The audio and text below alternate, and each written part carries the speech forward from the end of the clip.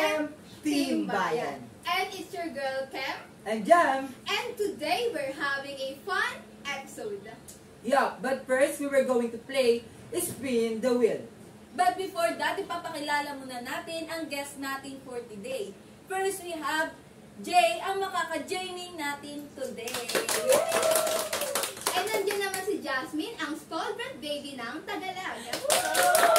Kasama rin natin si Faith, ang faithful ate ng may son. And of course, hindi magpapauli si Hana, ang kikay kuket ng Malinta. But not the least is Zane, ang rakiterang bestie ng Bignay. So, today's featured artist is... Regina, feeling ko. Hindi. Oh, Sarah G. So, artist natin today is Regine Velasquez. Kilala natin bilang Asia's Songbird and OPM Queen. Alam naman natin, idol na idol yan. Idol na yan. Lodi, Lodi. Idol. Regine. Isa pa. Regine. So, para sa mechanics ng ating game is pupunta tayo ng question dito about sa influence ni Regine as an artist. And kapag hindi mo nasagot ang tanong, sasayaw or kakanta ka. Okay, so first, we have Kimberly para sa ating unang bukulan. So, pumili ka na. So, Miss Kim, here's your question. So, how does Regine impact the mindset and behavior of their audience? Is it pass or play? Pas na lang ah.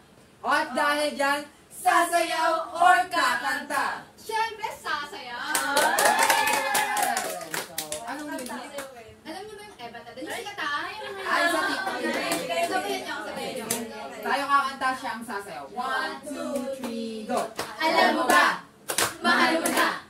Wala tayong magagawa, mahal mo na. Ba't agad? Ba't agad? Grabe, isang tunay na Eva. So, who would like to take this question? How does Regine impact the mindset and behavior of their audience? Okay, Mr. J.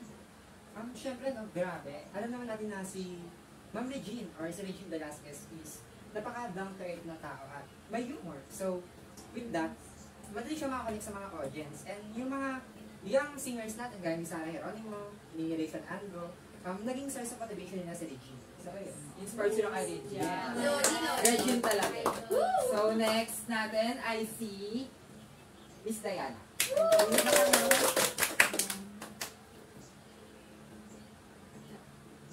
So, Ma'am Diana, here's your question. What moral values does Regine emphasize in her music and performances? Is it a pass or play? I think play. Okay, let's hear it from Miss Diana. Based sa music na napakinggan ko is, yung mga music niya is about love and hope na parang magkakaroon ka ng courage at magmahal mo. Like, kasi yan nakakailig. Mapagmahal siya. Kasi parang nakaka-relate ka sa nakaka-relate ka sa mga song niya, like yun. Siguro example ko rin yun. Pangako. Di ko nakakantahin na. Wait, is there someone na nangako na sa'yo? Tapos, alam mo yun? Kung tatalagpas na ito. Ay, basta siguro, Magagalit si Miss Regine. Okay, continue. meron na. Pero, ngayon is happy na ako sa life ko. Paano na namin siya? Sabi na ni Regine. So next, Miss Ana Filio. So, here's your question. What cultural traditions, values, or themes are present in Regine's work? Is it a pass or play? Play. So, let's hear it from Miss Ana. So, sa mga kanta ni Regine, alam naman natin at litaw talaga dun yung kaugalian nating mga Pilipino. Gaya ng wagas na pagmamahal, wagas ba kayong umibig? Okay! About din sa loyalty, faithfulness, hope, at marami pang iba. Kaya naman, through all her songs, she brings to life all those Filipino values, kahit from faith to love, or kahit mga pang broken-hearted na songs. Faithful ka ba, Ate Ana? Faithful ka ba? Kanino? Kanino ka? Kanino?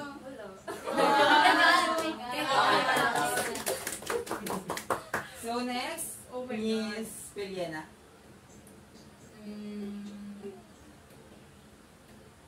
Ay, ikaw pala.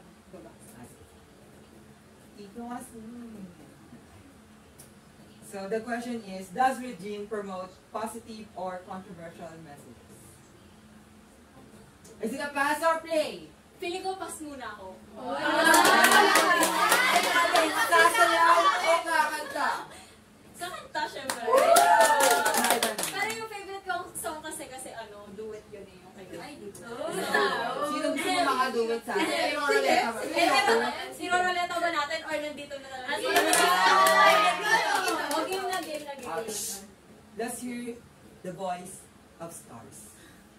Ikaw sana, yakap-yakap,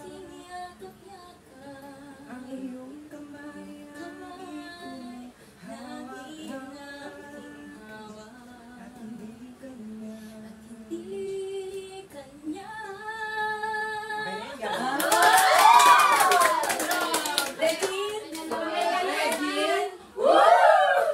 So these questions, I will take it na lang. Kasi, does Regine promote positive or controversial messages? Of course, si Regine kasi kilala natin siya bilang isang nanay, singer, artist. So, from her, ang dami niyang experiences na talagang nagbibigay siya ng mga positivity, no more negativity. You know? Yung sa mga, parang, alam niyo ba yung mga controversial issue niya? Yung parang naging third party siya. Pero may mga times na kahit na gano'n, lumaban sila. Kumbaga, no more bashers, ex to bashers. Regine! So, here's our next. Miss Jazz. So, here's your question. So, how does her fans relate to her music? Is it a pass or play? Play. So, let's hear it from Miss Jazz. Ayaw mo sa akin. So, ang question natin is that, how does her fans relate to her music? Gaya ng nasabi kanina sila Miss Sarah or Miss Rachel, hindi lang sila yung mga gusto pang matutong kumanta. Masasabi ko, connected siya bilang inspirasyon. Kasi alam naman natin na si Miss Regine is magaling at kilala na siyang singer. And isa pa yung emosyon, which is yung may ibang tao na halimbawa yung malungkot.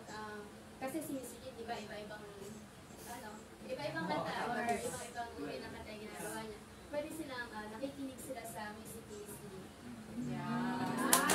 So, ikaw bilang fans na ni Regine, ano yung mga hilig mong kanta niya? Siguro yung lang. Hindi ko masasabi kasi mataas yung boses niya eh. Siguro yung lang. Yung vibes lang. Ayun lang. Magiging masaya. Okay, next question tayo. Ano natin si Jazz? So, Mr. J, it's your turn. So, the question is, what themes does she address? Is it love, identity, struggles, hope, etc.? Is it a pass or play? Pass muna tayo. Dahil dyan, sasayaw o kakanta? Kakanta.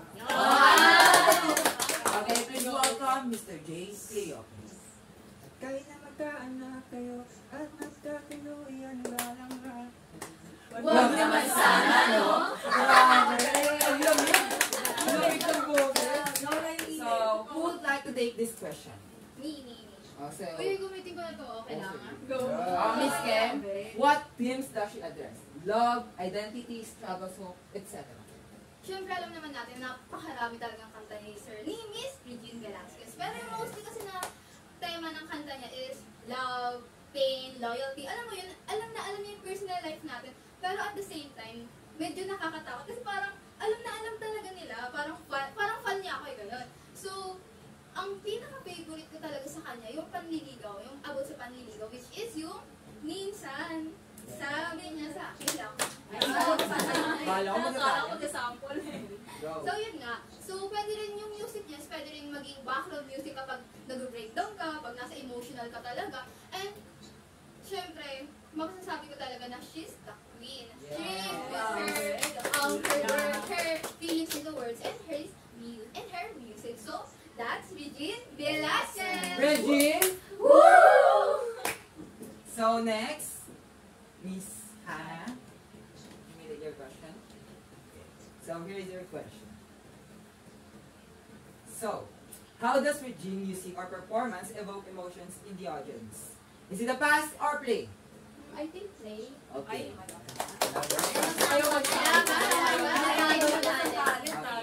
Let's Ano? hear. Paulit ako ng question. Okay. How does Regine's music or performance evoke emotions in the audience? Girl with that voice, parang ano eh, kahit wala pang lyrics, narinig mo pa lang yung harmony niya, parang iiyak ka na eh.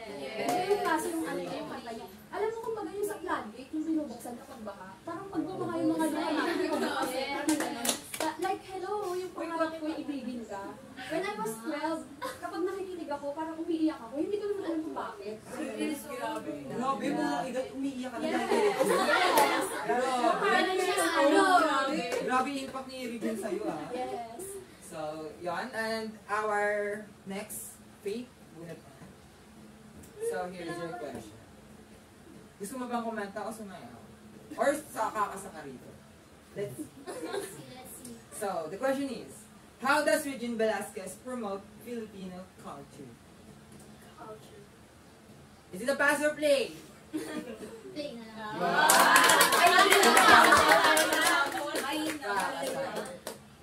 Guys, sa totoo lang alam niyo naman na ano, proud Pinoy talaga si Miss Regine. Parang malaman sa ating nakaka-proud. Siyempre, di ba?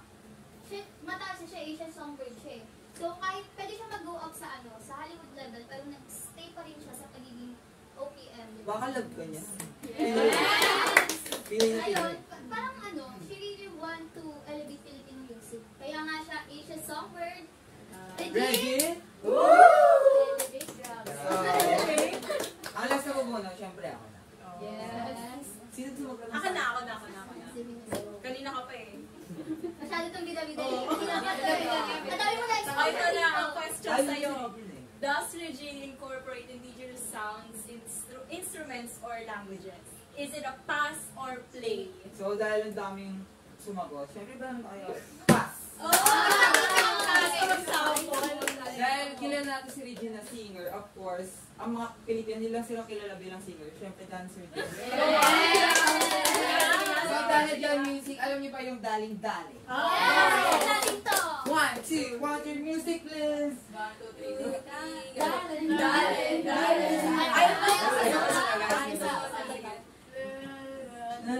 Gusto ko, Sige, igiling, maghihinto. Dale.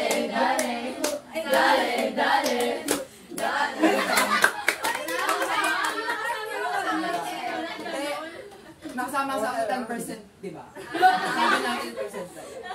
Sige, ako nakakuha nito. So, alam naman kasi natin na si Regine, di ba, yung parang style ng song niya is may parang kundiman style kinito. Oo, kasi yung marami tayong mga English songs na akala natin si Regine yung original nun. Pero malalaman natin, hindi pala siya yung original nun. Kinover niya lang. Malay mo, ikaw. Grabe. I swear. Imbes na, paano yung sa'yo?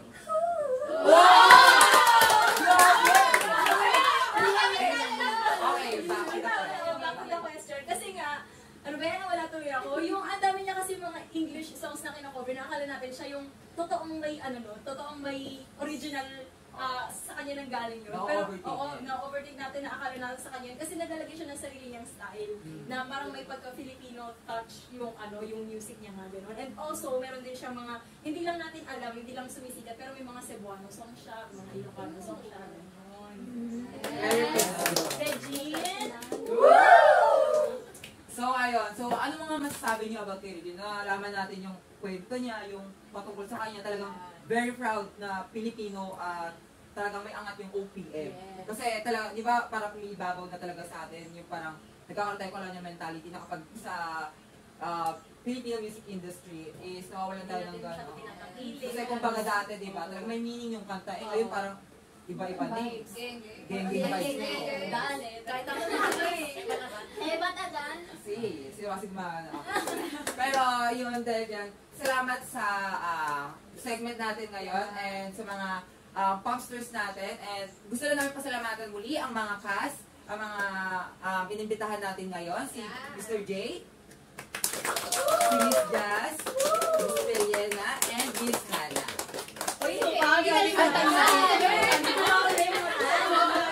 And OPM Team Bayan! Bye!